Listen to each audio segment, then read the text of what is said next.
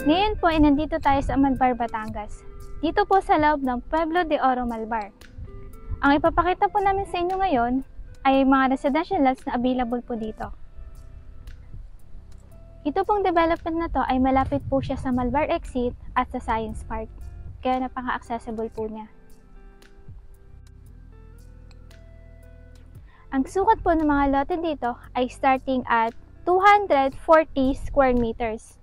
At ang price per square meter naman po ay starting at 15,800 pesos per square meter. Meron na pong isang bahay na tinatayo dito, yun po siya. Kaya meron na po kayong kapitbahay dito. Ang reservation fee po dito kapag mag-a-avail po kayo ng lote ay 30,000 pesos. Deductible po siya sa total contract price. Dito po kapag lot only po yung kukunin nyo, ay kayo na po yung magpapatayo na sarili nyo pong bahay at design. At makakapili pa po kayo ng mga materials na ilalagay sa bahay nyo. Kung ang hanap nyo naman po ay house and lot package, ay meron din po kami dito sa loob ng Pueblo de Oro, Malvar. Para hindi na po kayo magpapatayo, ay meron na pong naka-ready na bahay para po sa inyo. Meron po kami tatlong klase ng house and lot package dito. Meron single detached, single attached, at mga townhouses. Madami na po mga bahay na nakatayo dito. Pwede po kayo mamili kung bare type or complete finish ang inyong unit.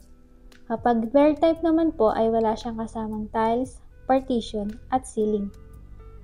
At kapag complete finish naman, meron ng kasamang tiles, partition, at ceiling. Sa single units naman po ay pwede po kayo mamili kung may balcony or walang balcony. Depende po sa gusto nyo pong design ng bahay.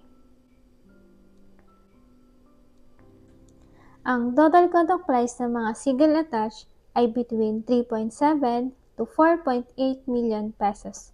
Depende po kung bare type or complete finish. Or depende naman po kung may balcony or walang balcony.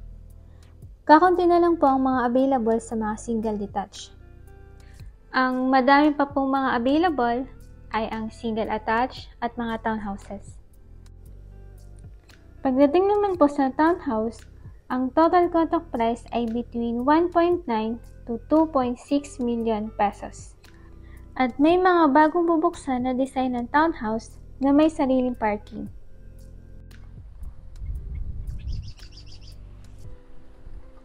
Ulitin ko po, ang mga ino-offer po dito ay mga residential lots na ang minimum lot size po ay 240 square meters. At mga house and lot package, meron ding available.